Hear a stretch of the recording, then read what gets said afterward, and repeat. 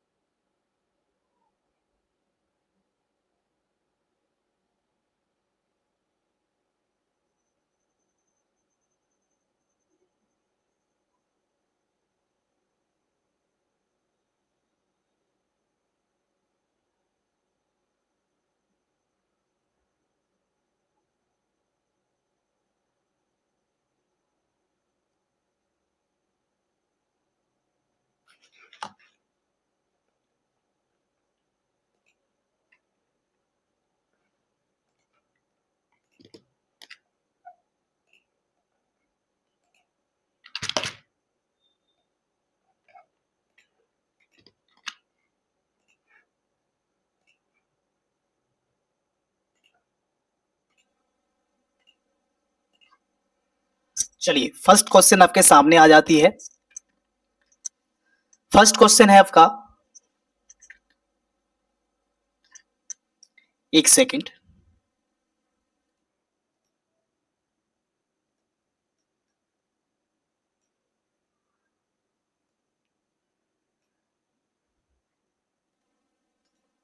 First question आपके सामने है, भारतीय ज्ञान प्रणाली का मुख्य स्वरूप क्या है। इंडियन नॉलेज सिस्टम स्टार्ट हो चुका है। फर्स्ट क्वेश्चन आपके सामने है, भारतीय ज्ञान प्रणाली का मुख्य स्वरूप क्या है। What is the main nature of Indian knowledge system.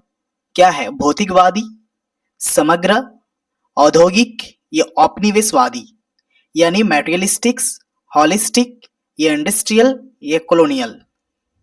भारतीय ज्ञान प्रणाली का मुख्य उद्देश्य या मुख्य स्वरूप कैसा है उसका?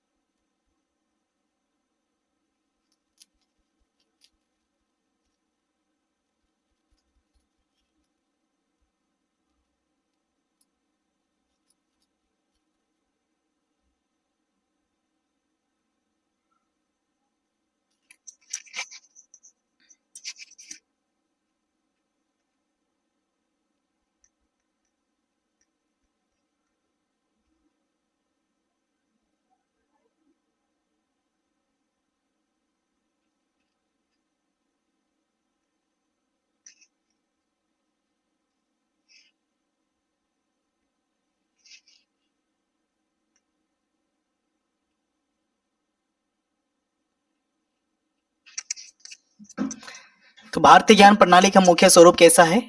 ये है आपका होलिस्टिक, ठीक है, आपका समग्र। समग्र मतलब बहुत सारे सब्जेक्ट का कॉम्बिनेशन रहता है इसमें। मैथमेटिक्स हो, साइंस हो या आध्यात्मिक ज्ञान हो, बहुत सारी चीजें का ज्ञान मतलब छिपा रहता है। तो भारतीय ज्ञान प्रणाली कोई मैटेरियलिस्टिक नहीं है, कोई इंडस्ट्रियल नहीं है, कोई कॉलोनियल नहीं है, बल्कि भारतीय ज्ञान प्रणाली में आपका साइंस से लेके, आर्ट्स से लेके, कॉमर्स से लेके आपका आध्यात्मिक ज्ञान, योग हो, आयुर्वेद हो, सारा चीज इसमें जुड़ा रहता है। इसीलिए समग्र यानी एक होलिस्टिक अप्रोच दिया जाता है, ठीक है। चलिए नेक्स्ट, भारतीय ज्ञान प्रणाली की प्रासंगिकता इसमें है, relevance of Indian knowledge system is line, केवल अतीत के लिए, मॉडर्न लाइफ अल्सो, या फिर वेलफेयर या ट्रेड के लिए। भारतीय ज्ञान प्रणाली की प्रासंगिकता इसमें क्या है? केवल अतीत मतलब पास्ट के लिए होता है, आधुनिक जीवन में मतलब अभी भी इस जीवन में भी आपका अप्लाई होता है इंडियन नॉलेज सिस्टम। आधुनिक जीवन यानी इस जीवन में भी अप्लाई होता है, युद्ध यानी वेलफेयर में अप्लाई होता है या ट्रेड में अप्लाई होता है।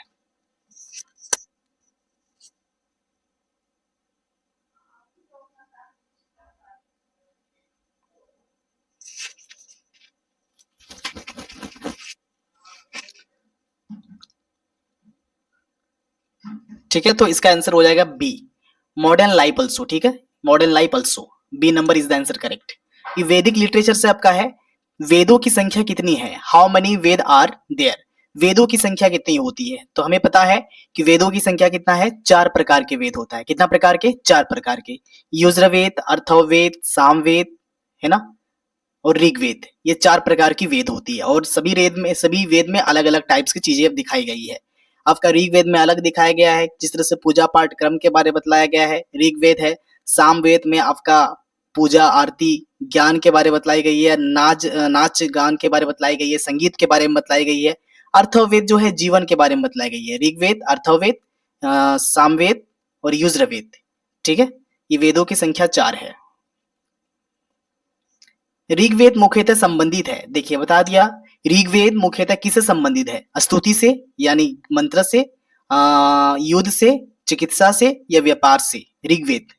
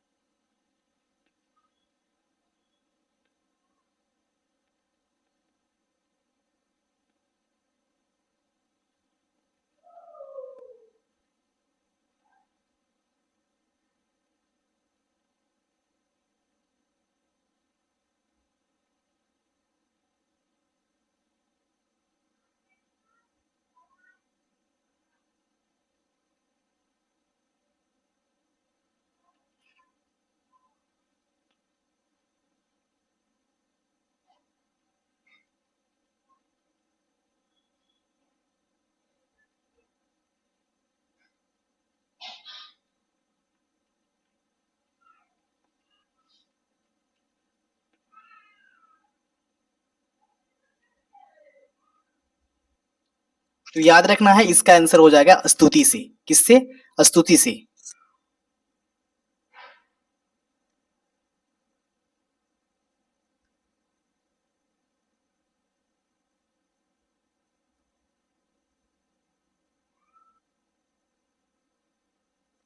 ठीक है, ये हो जाएगा आपका answer A number. Next question देखते हैं, ब्राह्मण ग्रंथ किससे संबंधित है? तो हमें पता है कि ब्राह्मण ग्रंथ, ग्रंथ कितने टाइप्स के होते हैं हमें पता है, आपका कौन कौन सा होता है ग्रंथ, कितने टाइप आपका देखेंगे। ब्राह्मण जो है, आप यदि देखेंगे लिटरेचर, ये लिटरेचर का क्वेश्चन है, ब्राह्मण ग्रंथ किससे संबंधित है। तो ब्राह्मण ग्रंथ हम देखे थे कि उनको उपनिषद था, ब्राह्मण था, अर्णयक था, ठीक है। तो ये चार प्रकार की हम लोग लिटरेचर देखे हुए थे। तो लिटरेचर में आपका एक ब्राह्मण है, तो ब्राह्मण ब्राह्मण जो है किससे संबंधित है? दर्शन से, यज्ञ विधि से, नाटक से, इतिहास से। तो याद रखना है, ब्राह्मण जो है यज्ञ विधि से है, रिचुअल से, किससे? रिचुअल से, यज्ञ विधि से, याद रखिएगा। उपनिषद आ गया, है ना, ये लिटरेचर है। ब्राह्मण क्या है? एक लिटरेचर है। उपनिषद भी एक लिटरेचर है, यानी उपनिषद मतलब एक तरह से उप मतलब होता है सामने, नी मतलब होता है बैठना, उप मतलब होता है सामने, नी मतलब निकट, और सद मतलब होता है बैठना, यानी गुरु के सामने बैठना उपनिषद कहलाता है। तो उपनिषद किससे संबंधित है? उपनिषद डील विद आध्यात्मिक ज्ञान से, कृषि से, व्यापार से, राजनीति से, स्पिरिचुअल नॉलेज से, एग्रीकल्चर से, ट्रेड से, पॉलिटिक्स से।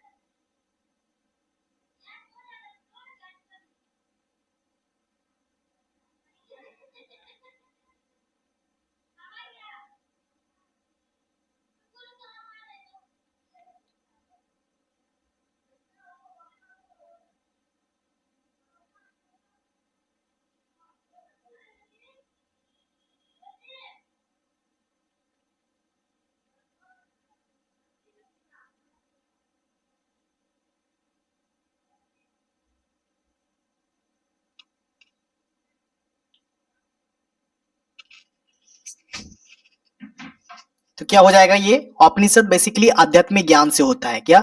स्पिरिचुअल नॉलेज से। तो A number is the answer corrected, किससे? A number is the answer corrected हो जाएगा। चलिए नेक्स्ट देखते हैं, 7 अर्णय ग्रंथों का अध्ययन कहाँ होता है? अर्णय ग्रंथों का अध्ययन कहाँ होता था? तो ये बेसिकली हम लोग को पता है कि ये लिटरेचर का क्वेश्चन है। तो लिटरेचर कितने टाइप्स का होता है? 4 टाइप्स के। तो हम लोग क्या क्या देखे देखे थे? तो लिटरेचर देखे थे, एक आप लोग का उपनिषद होता है, अर्णयक होता है, ब्राह्मण होता है, ठीक है। और क्या है कि आपका अर्णयक है, ब्राह्मण है, अर्णयक है, ब्राह्मण है, और साथ साथ आप देखेंगे 2 लिटरेचर बाकी है आपका। एक अर्णयक हो गया, जो ऋषि मुनियों जो आपका जंगल में रहते हैं, बेसिकली वन से रिलेटेड रहता है अर्णयक। और ब्राह्मण देखेंगे तो आपका वेदों से, पूजा पाठ के नियम से रहता है। उपनिषद जो बेसिकली गुरु ज्ञान देते हैं, उसको कहा जाता है। और एक होता है आपका शायद वेद होता है, शायद वेद टाइप्स का होता है, ठीक है। तो वेद भी आपका एक लिटरेचर है, वेद भी एक लिटरेचर है। तो अनेक मतलब किससे रिलेटेड रहता है? वन से, ठीक है।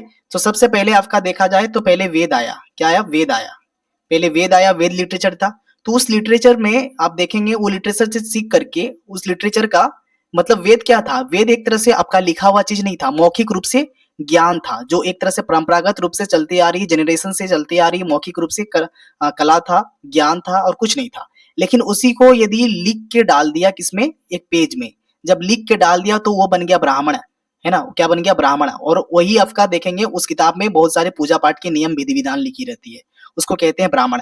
फिर ब्राह्मण के बाद जो है पढ़ना किसने स्टार्ट किया? अर्णयक ने। अर्णयक किसे कहते हैं पता है? अर्णयक ऋषि मुनि जो है इसको पढ़ करके अपना ज्ञान लेना स्टार्ट किए, जंगल में जो रहा करते थे बेसिकली ऋषि मुनि। फिर इसका ज्ञान लेकर के क्या करने लगे? ऋषि मुनि जो है अपने शिष्य को ज्ञान बांटने लगे, उसको कहते हैं उपनिषद। ये 4 प्रकार का लिटरेचर है। तो अर्णयक बेसिकली वन से रिलेटेड है, किससे? वन से, ठीक है। आप देखेंगे वैदिक स्कूल, ये वैदिक स्कूल है। सांख्य दर्शन के प्रवर्तक कौन है? Founder of Sankhya philosophy. Sankhya दर्शन के प्रवर्तक कौन है? तो हम लोग देखे थे कि वैदिक स्कूल जो है लगभग 8 टाइप्स का था, है ना। कपिल, पतंजलि, गौतम, कणाद जो है सभी ने अलग अलग अपना कॉन्सेप्ट दिया है। तो इस सांख्य दर्शन के प्रवर्तक कौन है? Founder of Sankhya philosophy.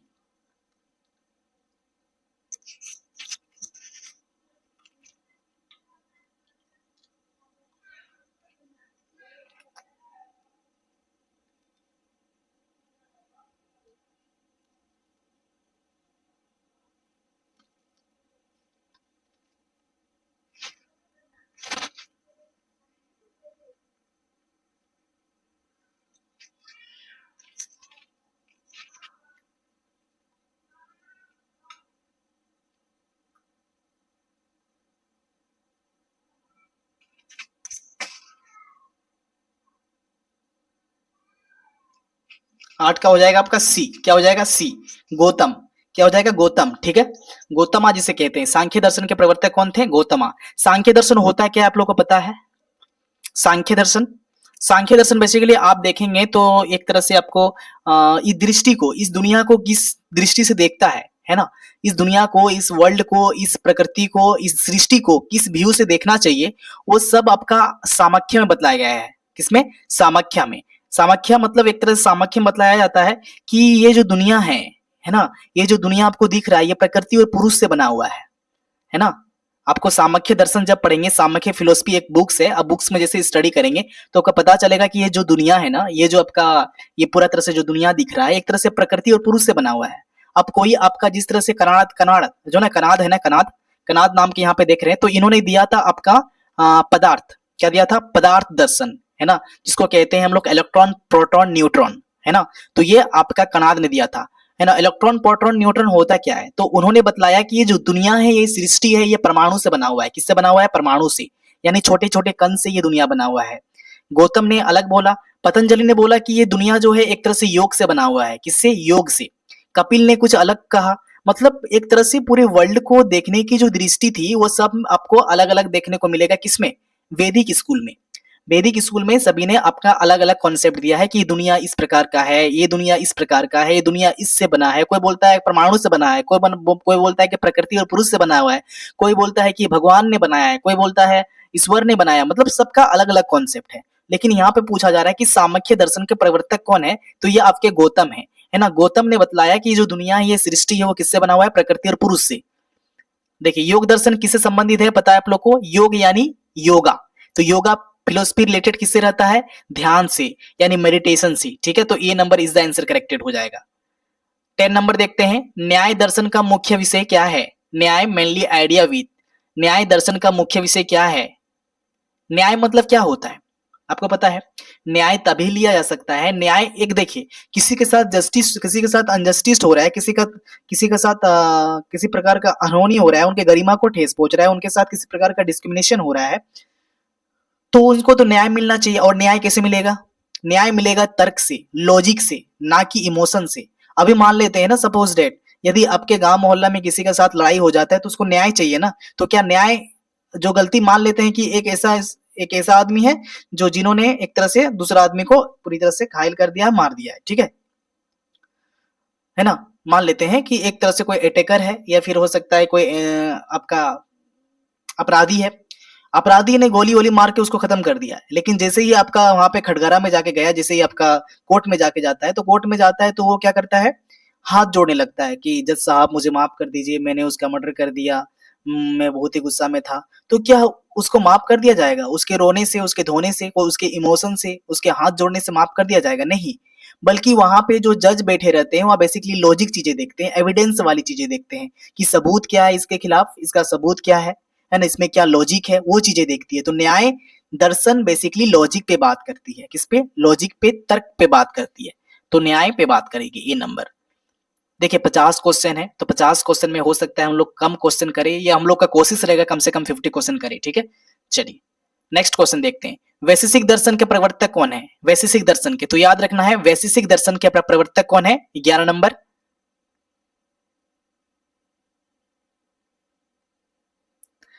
तो वैशेषिक दर्शन के आपका प्रवर्तक है आपका नागार्जुन, कौन है, नागार्जुन। चलिए नेक्स्ट देखते हैं,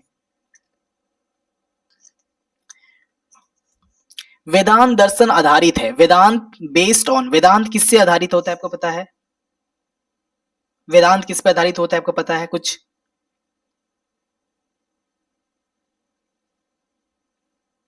उपनिषद से, ब्राह्मण से, पुराण से, स्मृति से।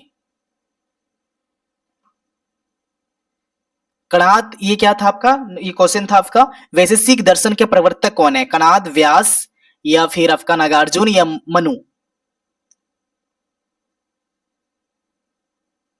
वैशेषिक दर्शन के प्रवर्तक कणाद है, या व्यास है, या नागार्जुन है, या मनु है। इसका आंसर हम लोग कर चुके हैं।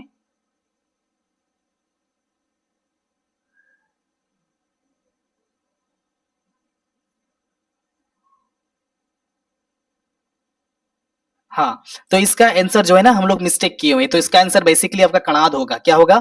कणाद होगा। क्योंकि वैशेषिक दर्शन में ये बतलाया गया है कि जो दुनिया है ना, ये पदार्थ से बना हुआ है। किससे?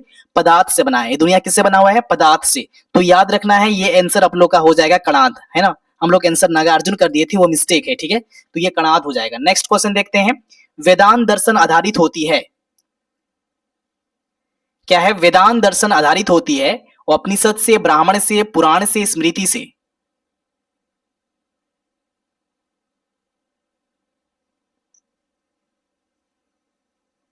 तो याद रखना है, आपका वेदांत दर्शन बेसिकली उपनिषद से आधारित होती है। किसमें? उपनिषद में। अब वेदांत वेदांत दर्शन आप देखेंगे, वेदांत फिलोसफी जब पढ़ेंगे तो बेसिकली आपका उपनिषद वाली चीजें बतलाई जाती है, यानी ऋषि मुनियों की जो कहानी है, ऋषि मुनि कितना ज्यादा संघर्ष किए अपने आप को जीवन में सीखने के लिए, अपने आप के जीवन को जिस तरह से वो अपना गुजारा करते हैं, किस तरह से गुजारा करते हैं, उनका जीवन कैसा रहता है, रहन सहन कैसा रहता है, ये वेदांत दर्शन में आपको मिलेगा, ठीक है? चलिए, यह है नॉन वैदिक। नॉन वैदिक किसे कहते हैं? जो बेसिकली भगवान को नहीं मानते हैं। तो भगवान को कौन कौन नहीं मानते हमें पता है। एक है आपका बौद्ध धर्म, एक है आपका जैन धर्म, है ना? तो ये बेसिकली भगवान को नहीं मानते हैं। दो धर्म है। तो आपका बौद्ध धर्म और आपका जैन धर्म जो है बेसिकली तर्क को मानते हैं। किस पे? तर्क पे मानते हैं। यानी ये बेसिकली आपका एविडेंस पे भरोसा नहीं करते हैं, बिना इमोशन पे भरोसा नहीं करते हैं, है ना? रहस्यमय पे भरोसा नहीं करते हैं, चमत्कार पे भरोसा नहीं करते। कौन?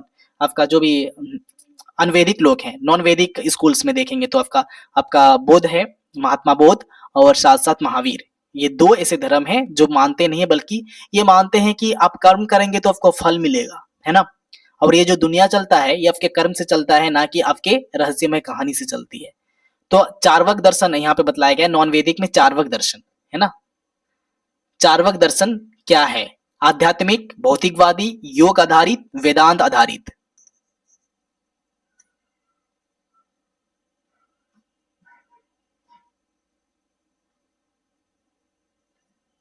तो याद रखना है, चार्वक जो है भौतिकवादी पे जोर देता है। किस पे?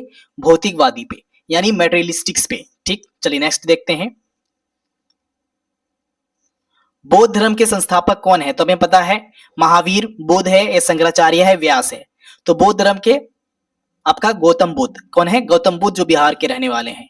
ठीक है, नेक्स्ट। जैन धर्म के प्रमुख तीर्थकार, मेजर तीर्थकर्ता ऑफ जैनिज्म्स। तो बेसिकली याद रखिएगा महावीर। जैन धर्म के प्रमुख तीर्थकार कौन है? महावीर। ठीक है, नेक्स्ट। ये इजी क्वेश्चन है, इपिक्स एंड लिटरेचर से दिया गया है। इपिक्स एंड लिटरेचर, इपिक्स मतलब होता है लोक कथाएं, है ना? या फिर आपका कथाएं जो होता है, एक तरह से लोक कथाएं होता है। आपका आपका जैसे रामायण हो गया, तो रामायण कथा सुनाया जाता है। रामायण है, महाभारत है, तो वो क्या है? एक तरह से इपिक्स है। तो इपिक्स एंड लिटरेचर दोनों है, रामायण है, महाभारत है। ठीक है, तो रामायण के रचयिता कौन है? तो हमें पता है कि रामायण के रचयिता आपका वाल्मीकि है, और आपका महर्षि वाल्मीकि।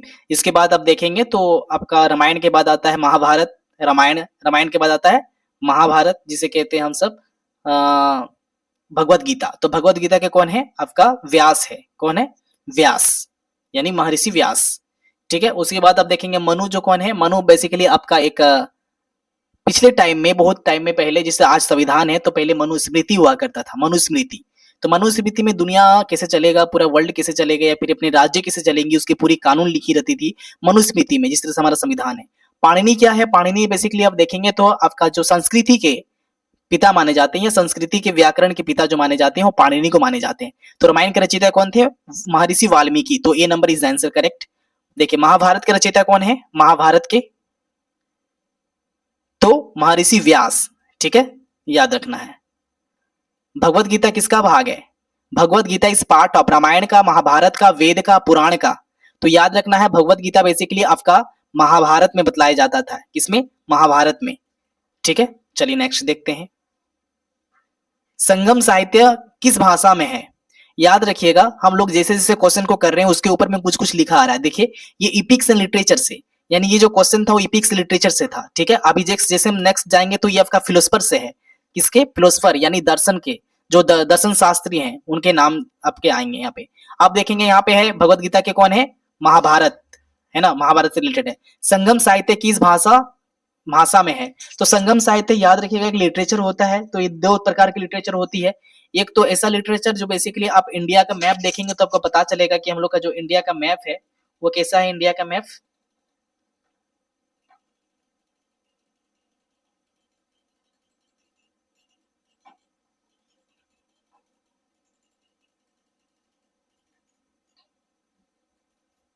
ऐसा है ना इंडिया का मैप लगभग। इसको यदि हम लोग काट देते हैं थोड़ा सा अच्छा बना लेंगे तुरंत 2 मिनट में।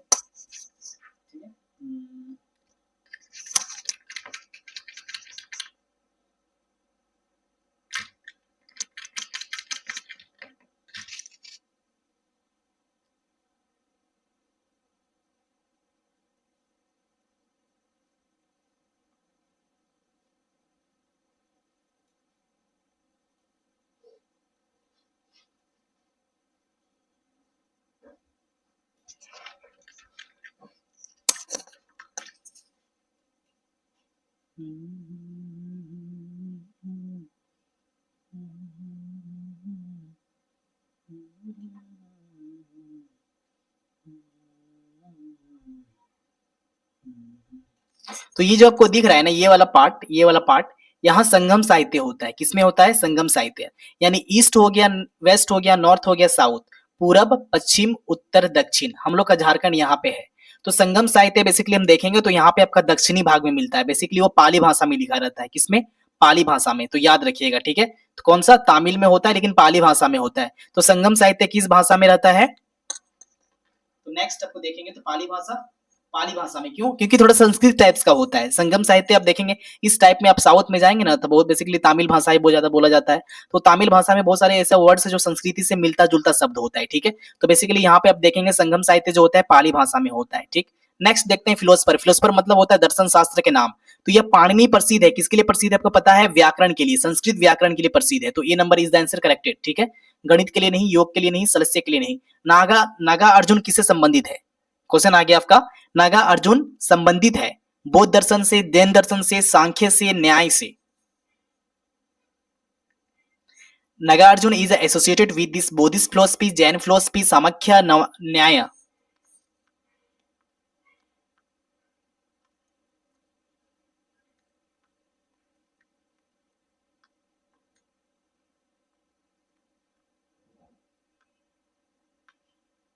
तो याद रखिएगा नागा अर्जुन है एक तरह से आपका बौद्ध दर्शन के हैं। क्या है?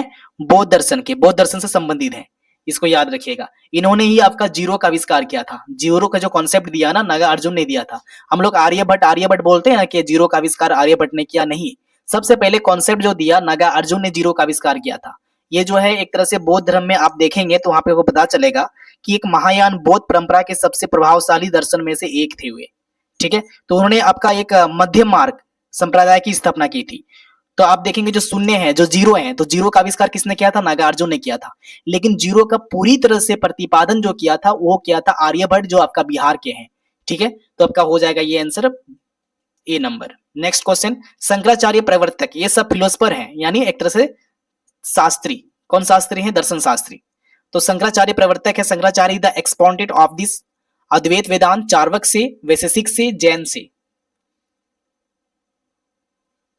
शंकराचार्य प्रवर्तक हैं अद्वैत वेदांत, चार्वक, वैशेषिक, जैन।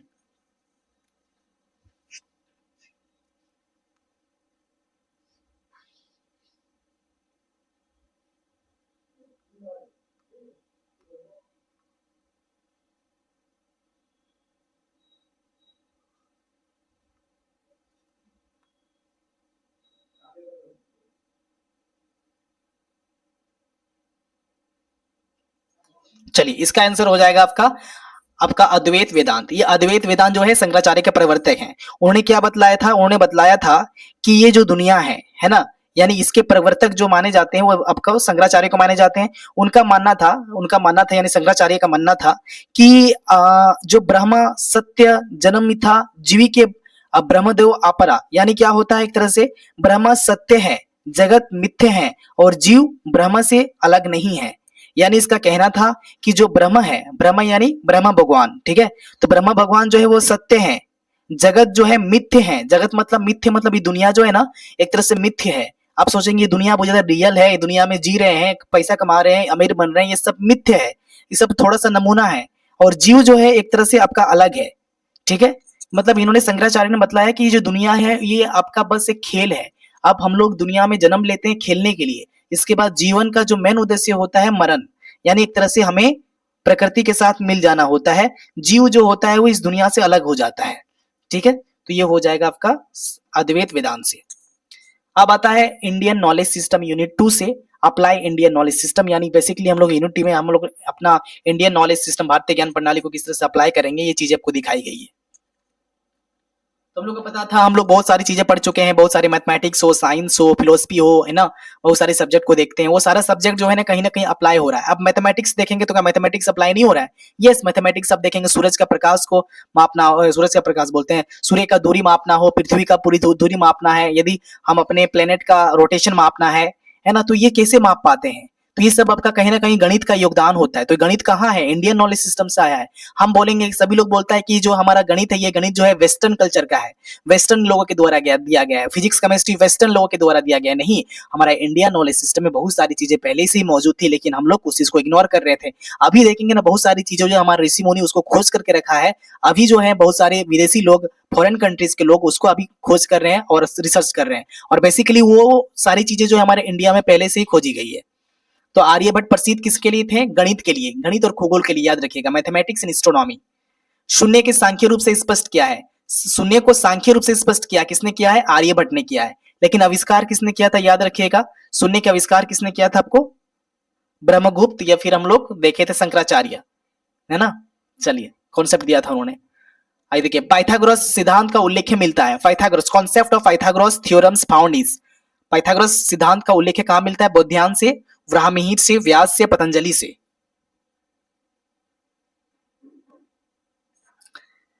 पाइथागोरस सिद्धांत का उल्लेख मिलता है बौद्धायन, ब्राह्मणिक, व्यास, पतंजलि।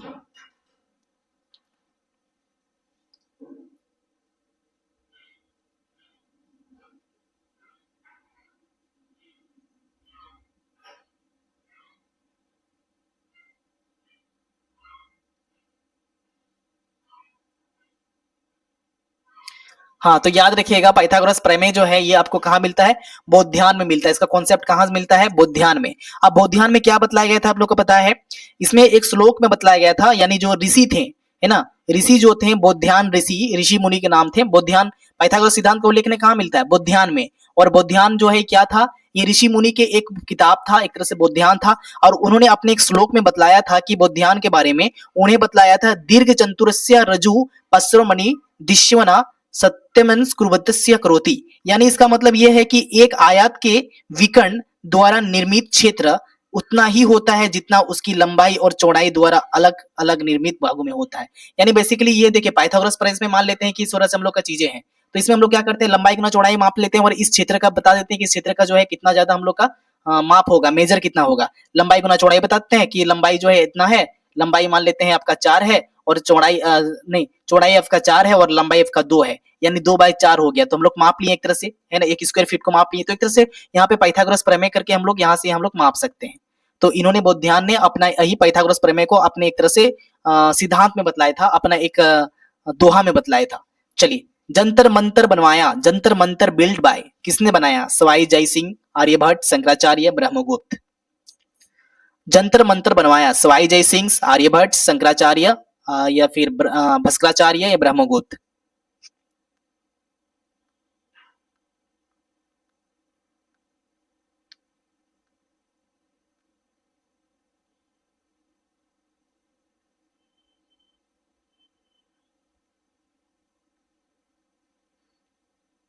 चलिए, याद रखिएगा, जंतर मंतर जो है ना किसने किया था? सवाई जय सिंह ने। क्यों? क्योंकि याद रखिएगा कि उन्होंने 18वीं शताब्दी में शुरुआत में भारत के 5वीं अलग अलग बौद्धशालाओं में उन्होंने काम किया था। यानी जंतर मंतर आप देख रहे हैं ना, तो ये सवाई जय सिंह पहले की बात करेंगे तो ये अलग अलग कॉन्सेप्ट पे काम किया है, अलग अलग अपना बौद्धशालाओं में काम किया। बौद्धशालाओं यानी जहां पे बेसिकली ऑब्जर्वेशन वाली काम होती है, ऑब्जर्वरीज वाली काम होती है, ऑब्जर्वरीज वाली जो काम होती है, उन्होंने वहां पे अपना एक्सपेरिमेंट किया है। तो सवाई जय सिंह ने जंतर मंतर जो किया है वो अपना एक्सपेरिमेंट किया था। वो क्या था? जयपुर में। ये सबसे बड़ी आपका यूनेस्को विश्व धरोहर स्थल माना जाता है, जो शामिल बौद्धशाला में था। और एक है आपका दिल्ली में, वेधशाला, दिल्ली में भी है वेधशाला, जो आपका 1724 में शायद बना हुआ है, ठीक है, आप देख लेंगे वहां पे। एक आपका उज्जैन है, वाराणसी है, मथुरा है, यहाँ पर भी आपका अन्य खगोलीय गणनाओं के लिए यंत्र स्थापित किए गए हैं। यानी बेसिकली ऐसा ऐसा इंस्ट्रूमेंट्स रेडी किया गया है जिससे कि आप अलग अलग चीजों को मेजर कर सकते हैं, जान सकते हैं। ये सवाई जय सिंह ने बहुत सारे ऐसे इंस्ट्रूमेंट्स को बनाया है अपने अपने अपने अपने वेधशालाओं में, मतलब एक तरह से जहां पर एक तरह से उसका लैब्स हुआ करता था। ये आयुर्वेद और योगा से है। सुश्रुत को कहा जाता है, सुश्रुत किसके कहा जाता है? सलस्य चिकित्सा के जनक हैं। योग गणित को किसको कहा जाता है? तो सुश्रुत याद रखिएगा, सुश्रुत कहा जाता है किसको? शल्य चिकित्सा के जनक हैं, योग शुरू हैं, ये क्या है?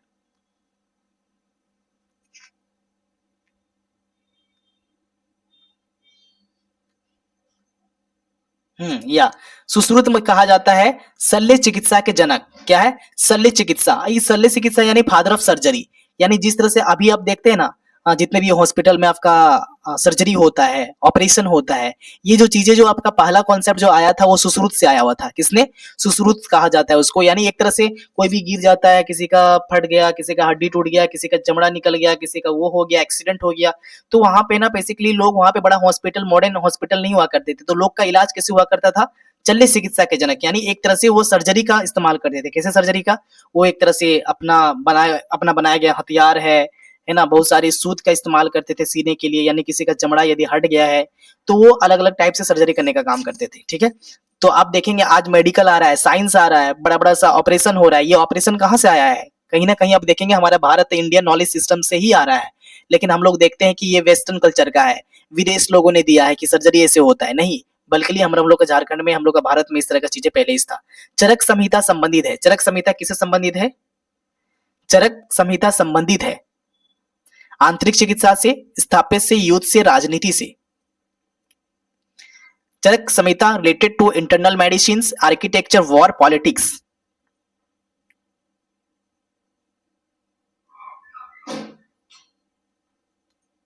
याद रखिएगा, चरक संहिता जो है ना, जिसे हम लोग कहते हैं, किसको कहते हैं? फादर ऑफ मेडिसिन भी कहते हैं। क्या कहते हैं? Father of medicine. तो याद रखना है आप सबको, फादर ऑफ मेडिसिन किसे कहते हैं? चरक संहिता को। उन्हें बतलाया था कि आंतरिक चिकित्सा के बारे में, इंटरनल मेडिसिन के बारे में, ठीक है। इसको मेडिसिन आपको कहते हैं, चरक संहिता को कहते हैं मेडिसिन ऑफ फादर, या फादर ऑफ मेडिसिन कहते हैं चरक संहिता को, ठीक है। यानी जो दवाई आप टैबलेट देखते हैं, दवाई देखते हैं, किन्होंने दिया? चरक संहिता ने। नेक्स्ट, योग सूत्र लिखे गए हैं। योग सूत्र किसने लिखा है? पतंजलि ने, याद रखिएगा, ठीक है। चरक देख लिए, श्रुति देख लिए, नागार्जुन। आर्किटेक्चर्स के बारे में देखेंगे थोड़ा सा कि किस तरह से आर्किटेक्चर बनता है, कहाँ कहाँ हम लोग का मान लेते हैं कि हम लोग का ये मैप है, सपोज डेट हमारा भारत का मैप है ना, ये भारत का मैप है सपोज डेट। एक सेकंड,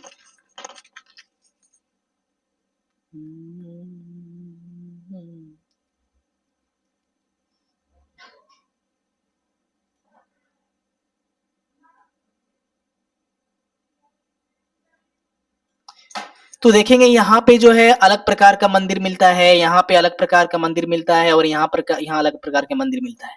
ये आपका आता है आपका दक्षिण भाग का, ये आपका आता है आपका मध्य भाग का, ये आता है उत्तरी भाग का।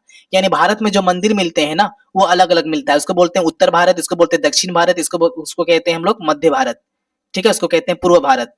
तो आप देखेंगे तो यहाँ पर नगर शैली जो है कहाँ पाई जाती है? तो नगर शैली जो है, अब अलग अलग देखोगे नगर शैली कहाँ पाई जाती है आर्किटेक्चर के हिसाब से। चलिए, तो नगर शैली जो मिलेगा आपको, नगर में मिलेगा, यानी सिटी में मिलेगा। तो सिटी कहाँ मिलेगा आपको पता है? नगर शैली कहाँ पाई जाती है आपको पता है? जिन्होंने क्लास किया है उनको पता ही होगा।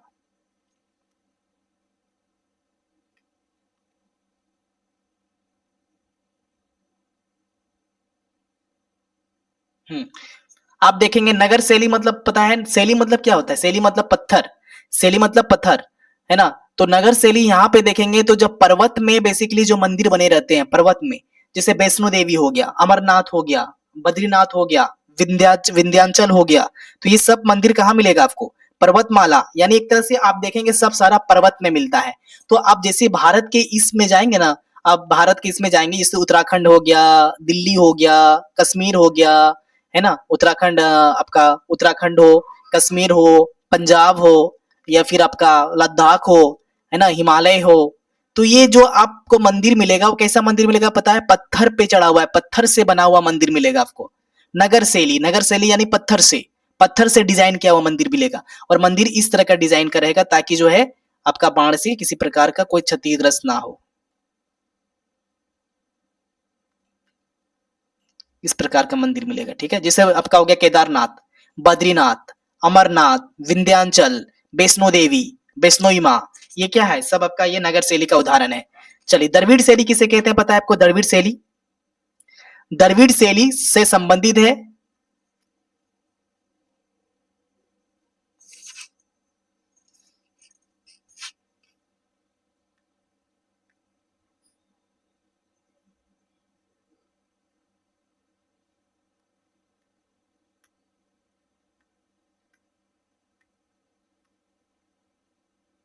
चलिए, आपका शैली मतलब होता है स्टाइल, है ना। शैली मतलब होता है स्टाइल, शैली मतलब पत्थर नहीं होता है, शैली मतलब स्टाइल होता है। तो देवी द्रविड़ स्टाइल्स बिलोंग्स, द्रविड़ शैली के जो मंदिर बने रहते हैं वो कहाँ बने रहते हैं? तो याद रखना है आपको, पूरा पश्चिम उत्तर दक्षिण, तो दक्षिण भारत के दक्षिण भागों में मिलेगा आपको।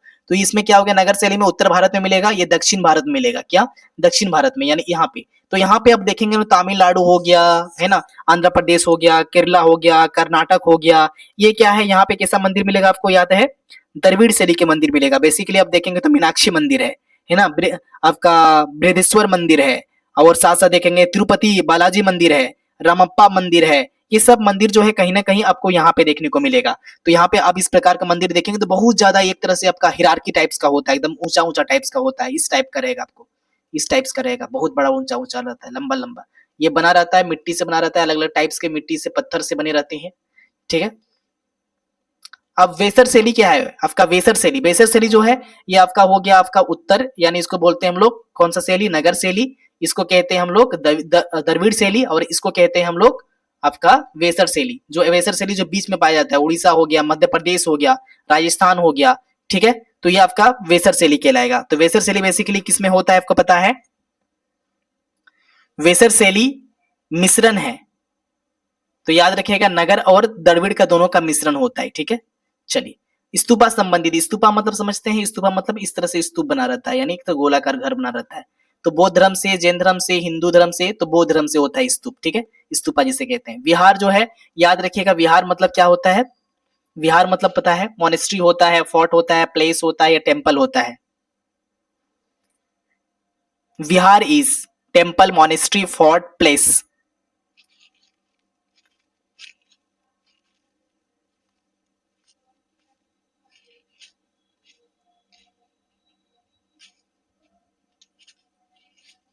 हाँ, तो याद रखिएगा बिहार क्या है? एक मोनेस्ट्री है, मठ है। मठ मतलब जिस तरह से बिहार में आप देखेंगे ना, बिहार मतलब एक तरह से क्या है? पार्क जिसे कहते हैं, पार्क।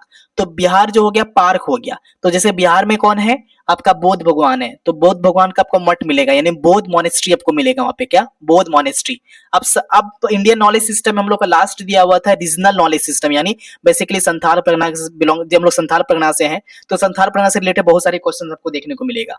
तो आप देखेंगे देखिए संथाल मुख्यतः ज्ञान क्या होता है आपका? मौखिक होता है, लिखित हो, क्या वैज्ञानिक होता है, औद्योगिक होता है। तो संथाल परगना में देखेंगे तो जो उसके ज्ञान होती है ना, बेसिकली वो ट्रेडिशनली हो है, जनरेशन के साथ चलती जाती है, पीढ़ी दर पीढ़ी चलती जाती है, यानी मौखिक रूप से होता है, कोई किताबी नॉलेज नहीं होती है। तो आपका हो गया ए नंबर। नेक्स्ट देखेंगे, लोक कथाएं संबंधित होती है, फॉक टेल्स बिलोंग्स, लोक कथाएं जो होती है वो मौखिक परंपरा होती है, ओरल ट्रेडिशनल, ठीक है। यानी लोक कथा क्या मतलब? लोगों के द्वारा बोली जाने वाली कथाएं। तो लोक कथाएं क्या होती है? ओरल ट्रेडिशनल होती है। पारंपरिक औषधि आधारित होती है, ट्रेडिशनल मेडिसिन बेस्ड ऑन जड़ी बूटी से, मशीन से, रसायन से, उद्योग से। तो पारंपरिक औषधि देखेंगे जनजातीय यानी ट्राइबल कम्युनिटीज में, संथाल कम्युनिटीज में देखेंगे तो आप देखेंगे वहां पे आपका जड़ी बूटी से इलाज होता है, ना कि मेडिकल से, ना किसी बड़ा से कुछ। सतत उपयोग का अर्थ क्या होता है? सस्टेनेबल यूज मींस आपका संतुलित उद्योग है, अत्यधिक दोहन है या औद्योगिक विस्तार है। तो सतत विकास मतलब होता है एक तरह से संतुलित यानी बैलेंस यूज, यानी आपके पास यदि किसी प्रकार का कोई प्राकृतिक सामान है, कोई प्रोडक्ट है, तो इस तरह से यूज करना है कि आने वाले जो फ्यूचर में आपका जनरेशन है वो भी यूज कर पाए और प्रकृति को कोई नुकसान ना हो, और आपका जो है एक तरह से आपको सर्टिफिकेशन मिल जाए, मतलब आपका जो है जो नीड है वो नीड फुलफिल हो जाए, आपका फ्यूचर के लिए भी बच जाए, और साथ साथ आपके जो है प्रकृति को भी नुकसान ना हो, यानी बैलेंस लेके चलना होता है। संथाल विश्व दृष्टि में प्रकृति कैसा है? याद रखिएगा तो वो कैसा है? पवित्र है, स्केर्ड है, क्या है? स्केर्ड, ना कि वो ऑब्जेक्ट, प्रॉपर्टी और ना ही रिसोर्स माना जाता है, बल्कि वो संथाल दृष्टि से पूरे विश्व को देखेंगे, प्रकृति को देखेंगे तो जल जंगल जमीन उनके लिए भगवान होता है, देवता होता है। जंगल जल जंगल जमीन। आध्यात्मिक विश्वास जुड़े रहते हैं, किससे जुड़े रहते हैं? Spiritual beliefs and connected with, तो आत्मा और ब्राह्मण से, किससे? आत्मा और ब्राह्मण से जुड़े रहता है। ठीक है, नेक्स्ट क्वेश्चन। सामुदायिक व्यवस्था पर आधारित होती है, इसको बोलते हैं कम्युनिटी, यानी इसको बोलते हैं कम्युनिटी रियलिज्म्स, कम्युनिटेरियनिज्म्स इन बेस ऑन, यानी सामुदायिक व्यवस्था आधारित होती है समुदाय से, राजा से, सेना से, उद्योग से। देखिए यहाँ पे जो वर्ड दिया है इसको थोड़ा सा दिक्कत होता है। ये communitarianisms, base in base is based on, ये किस पे बेस होता है?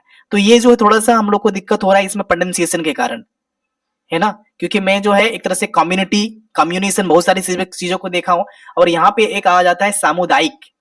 समुदाय को कहते हैं आप लोग कम्युनिटी, और सामुदायिक को कहते हैं कम्युनिटेरियनिज्म बेस ऑन, तो बेसिकली समुदाय से होता है, यानी सामुदायिक समुदाय से रिलेटेड होता है। ठीक है, तो आपका ये number is the answer correct. Santhal समाज में निर्णय लेते हैं, डिसीजंस टेकन, किसके द्वारा डिसीजन लिया जाता है? तो समुदाय के द्वारा लिया जाता है। किसके द्वारा? राजा के लिए, राजा, न्यायालय या मंत्री द्वारा नहीं, बल्कि कम्युनिटी के द्वारा निर्णय लिया जाता है कि हम अपना विकास करेंगे, अपना कैसे विकास करेंगे, सारा निर्णय वही लेता है। लोक नृत्य दर्शाते हैं, the folk dance represent, folk dance क्या प्रेजेंट करता है? संस्कृति पहचान को, यानी कल्चर आइडेंटिटी को, राजनीति पॉलिटिक्स को, उद्योग इंडस्ट्री को, व्यापार ट्रेड्स को। तो लोक नृत्य बेसिकली संस्कृति को पहचान को, यानी आपको लोग गान करते हैं, कथा गाते हैं, तो एक मतलब आपके संस्कृति को उजागर कर रहे हैं। पारिस्थितिकी ज्ञान से क्या संबंधित है? Ecological knowledge system related to प्राकृतिक संरक्षण, शहरीकरण, युद्ध या व्यापार, यानी ecological knowledge related to nature conversations, urbanisations, war and trade. तो परिस्थितिकी जो होता है प्राकृतिक क्षरण को बचाना, यानी प्राकृतिक संरक्षण करना, यानी प्रोटेक्शन करना, या कंजर्वेशन करना। क्या करना? नेचर कंजर्वेशन, यानी नेचर को बचाना। भारतीय ज्ञान प्रणाली का दृष्टिकोण क्या है? तो याद रखिएगा हॉलिस्टिक है, बहुत बड़ा है। भारतीय ज्ञान प्रणाली एक सब्जेक्ट को नहीं चलता है, बहुत बड़ा लेको चलता है। मनु संबंधित क्या होता है? याद रखिएगा विधि और सामाजिक नियम होता है। क्या होता है? मनुस्मृति एक प्रकार का बुक्स है ना, जिसमें लिखा रहता था, जैसे सती प्रथा हो गया, विधवा प्रथा हो गया, उसका विरोध क्या था? मनुस्मृति में जब देखेंगे तो एक तरह से संविधान था वो, कि दुनिया लॉ एंड सोशल कोड्स लिखा हुआ था। कणाद जो है प्रवर्तक है, किसके प्रवर्तक हैं? कणाद जो है ये आपका वैशेषिक के हैं। कौन है? वैशेषिक के, यानी दुनिया जो है किससे बना हुआ है? परमाणु से बना हुआ है, प्रकृति इलेक्ट्रॉन प्रोटॉन से बना हुआ है। भास्कराचार्य प्रसिद्ध है, किसके लिए प्रसिद्ध है आपको पता है? भास्कराचार्य प्रसिद्ध है गणित, योग, चिकित्सा, शासन।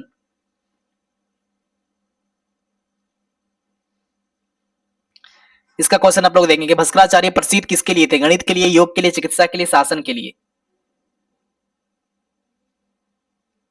तो याद रखिएगा गणित के लिए। किसके लिए? गणित के लिए। ठीक है, चलिए नेक्स्ट।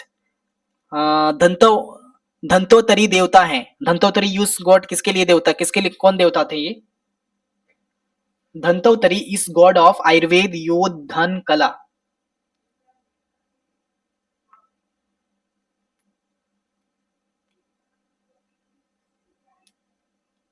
तो याद रखिएगा ये आयुर्वेद के देवता थे। कौन? आयुर्वेद के जो देवता माने जाते हैं वो धंतोर को माने जाते हैं। आयुर्वेद के देवता यानी god of father of Ayurveda of Dhanvantari. भारतीय ज्ञान प्रणाली का अंतिम उद्देश्य क्या है? ये आपके लिए क्वेश्चन रहा, आप लोग सभी लोग जवाब देंगे इसका कमेंट में। फाइनल एम ऑफ आईकेएस, मानव कल्याण करना, उद्योग विकास करना, व्यापार लाभ करना, यूथ शक्ति करना, human welfare, industrial growth, business profit या मिलिट्री पावर। भारतीय ज्ञान प्रणाली का क्या अंतिम उद्देश्य है? चलिए, थैंक यू सभी को। जय हिंद, जय भारत। यदि किसी प्रकार का किसी टाइप में यदि दिक्कत आ रहा है तो आप लोग कमेंट करेंगे, इसका जवाब आपको अवश्य मिलेगा। ठीक, हम लोग जल्दी से उसको कवर कर लेंगे फिर। धन्यवाद, जय हिंद, जय भारत।